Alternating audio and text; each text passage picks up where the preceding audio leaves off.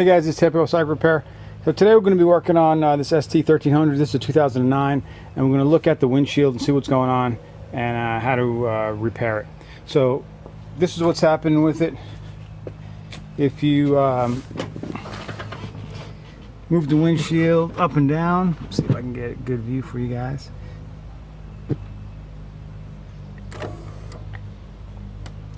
You can see it comes up crooked. See that just that one side going up and down? There you go. But I also noticed this. If you grab the windshield, it also has a bunch of play. See that? But not on this side.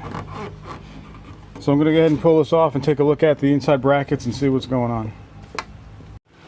Alright, so to take this off, you have two screws on each side. There's Phillips heads, one there and one there.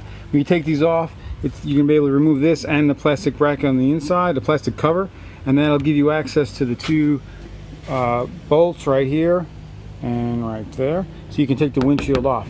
And then from that point, I'm going to pull all these buttons off right here. Okay, so one back there, there, one over here, and then one there. And then we have a couple screws that hold it on. Alright, right here and right there. So then I'm going to take those off, take this front plastic piece off, and then we'll take a look. Now there's two cables in here that pull the windshield up. There's two cables and there's gears in the center. And I have a feeling that one of the mounts on the inside here is kind of screwed up. And it's not the cables, hopefully. But let's take it apart and take a look. Alright, so here we are. I took it off. Simple. Get down this far here. And this is what I noticed right here. You see the cable right there? Watch what happens when I move the windshield. Alright, let's get you in focus right there. Down, up. See how it bows out like that? It's moving. And up here you can see the cable coming out. Where on this side, it's not doing that. It goes up and stops. So it looks to me like it's a bad cable. The cable seems like there should be something on the bottom side in here that pushes it up. So I'm going to try to take this apart a little bit further and see if maybe I can, there's a couple nuts on the back side right there, and there's the two on the side right here. So I'm going to try to take this off and see what's going on with that cable and see if there's something I can put in there. Maybe a space or something at the top of the cable and get this windshield working again. The gears seem fine when I grab the windshield and I buzz it down. It's not slipping or anything. It'll pull it as hard as I can hold that thing. So we just got this cable. Something's going on with this cable. So let me take this apart a little further. I'm going to take these two off and the other 2/8 and see if I can get this piece maybe slid up out of here and take a look at it. Alright guys, so for this one here, what happened with this windshield is this piece is damaged. I'm not sure that you're going to be able to see it. Let me try to get it in there, but you kind of see that angled part right there on the bottom on the inside right there. That is supposed to be connected to another little piece that's in there that broke off. See if I can get you some light in there.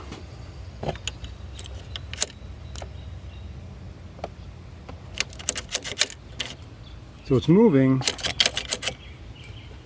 but it's not connected all the way. That tab that broke off holds it up against the cable. So then when it pushes it up, it just pushes it up, pushes the piece up. Now that it's broken, it's got that slack. So what I'm going to have to do is probably take this whole thing out right here, the whole unit for this windshield. Take this piece off, see if I can braze or tack weld that or something, repair that. Maybe TIG it or something back on there, put that piece back on to fix the windshield. I'm not sure how this whole thing comes apart just yet.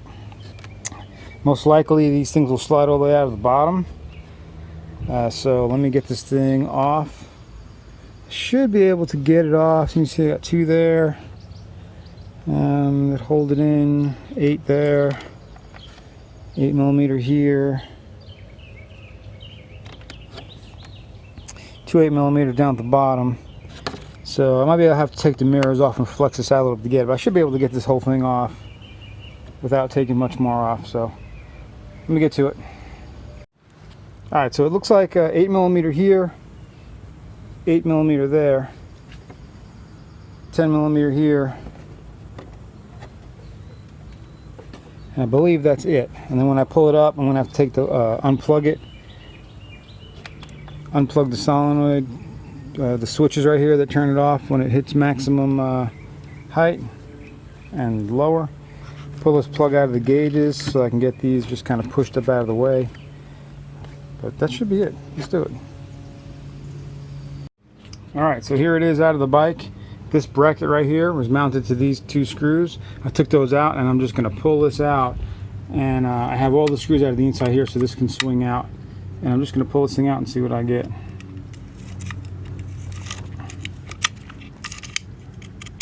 We need another hand for this. Stand by. There we go. So there's the problem. See how it's broken right there? And that stops the cable from doing this little bit. So I'm going to bring this to my favorite welder and see if he can just tack that back together again. It's going to be tough. This is pot metal stuff, so if we can get that tacked on, if we can get that tacked on right there, it'd be pretty good. That's what needs to be done right there. Alright, stay tuned. Alright, so this is what we got so far. It was a tough little weld because of you know, holding everything in place and trying to get everything right. So I'm going to bring this home. I'm going to just grind it up and clean it up with the I'll just use a Dremel. This is cast aluminum, so but I'll be able to do that and clean that up and try to get it back together.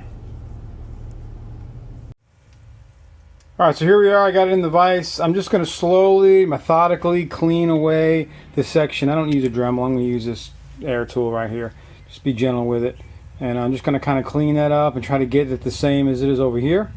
Then flip it over and then clean the inside right there. So we can get that to focus for you. Alright, so we'll clean that right inside there. And then we'll see when we get to it. Alright, so this is what I'm looking at right now. It's ground down pretty good. I stuck it back in there again. It was rubbing a little bit in the center, so I cleaned it up a little bit more. It's going to be highly lubricated also so that we don't have any trouble there. But you know, this is the part that broke, so I'm being cautious when I'm working at this here, sticking it back in the track and all that. I don't damage it. So let me stick it back in and see how this works. And make sure when you, if you are doing this type of repair, there's this plastic piece that goes on the back side, clamps onto the wire. All right, so it sits right in there like that. All right, you can see it sits in the groove right there. And if I have no problem on the inside, I'm not grinding any more out of that. So we're just going to leave it the way it is here and see if this fits. All right, so here it is mounted in the track with the piece welded on. It's got some play in there, so that's no problem. I'm going to grease this up. I'm going to be using Super Lube. Let me grab it. So this is what I use right here. This is great stuff. I use it for a lot of different things. So I'm going to go ahead and spray the track out and clean it all up good and then re-lubricate it and do the same thing on both sides, and then we'll get it mounted back in. So let me get this all lubed up. Alright, so there it is all mounted up, and you can see I squeeze it right here. It's got some play. It's not dragging or anything, so let's put it back on and see what happens. Alright, so putting it back in, just got to be aware that this has to go on this side of it here towards me. So I tuck this underneath first, and this thing, it just simply just drops in here. I'm just pushing this out of the way. I'm going to just kind of guide it down in there.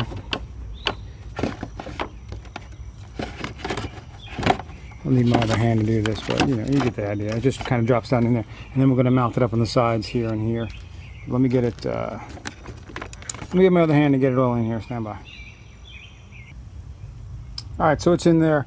The routing, remember, for this right here is actually through the bottom cable. So that bottom cable that loops around for this side here goes underneath that cable. There you go. See that? Kind of goes through the loop. And that's it. I got the 8mm there, one up top here, the 10 right there, 8. I'm going to tighten those back up. I'm going to go ahead and plug these gauges in and go ahead and hit the windshield and see what we got. All right, let's see what we got. So that's our broken side over there.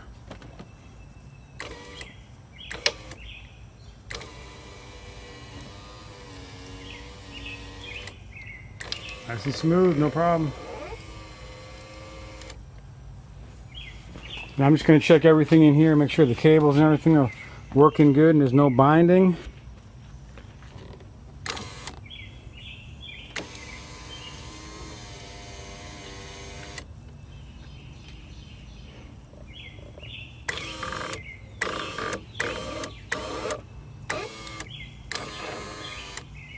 Looks good.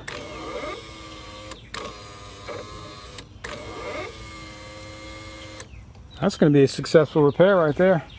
There they are, both up at the top with no play at all. Wow. That wasn't too bad at all. Perfect. All right, let me get the windshield and get everything back together again.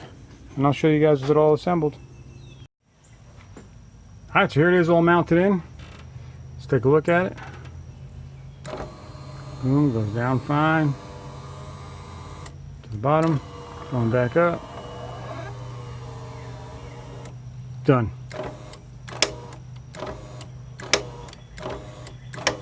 No problem. That's all fixed. I'm hearing a little clicking.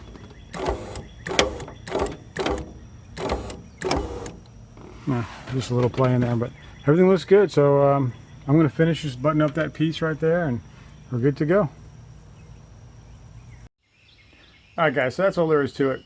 I did this video because when you start looking up problems with the windshield, you'll get a lot of search returns coming back like cables are bad, the gears are stripped and damaged and that kind of thing. And so I wanted to show you some other things you can look at to try to fix your windshield. You know, the whole unit you have to buy as one. You can't buy just the cable or just the track, the little piece that I fixed. Just the tracks. You have to buy the entire unit. So it's not hard to get apart. I would recommend just pulling it apart and taking a look at it, see if there's anything in there that might be an easier fix. For me it was. Thankfully this bike's only got 29,000 miles, so it shouldn't be having, you know, gear problems and something. It was probably damaged in an officer during training or something like that. It might hit the windshield and damaged it. So right now guys, I'm going to gear up and go for a ride. It's beautiful out. I got sun in my face right here, that's why I'm squinting. But if you like this video, please hit the like button, subscribe, and hit the bell for further notifications, guys. Until next time, this is Tepco Cycle Repair.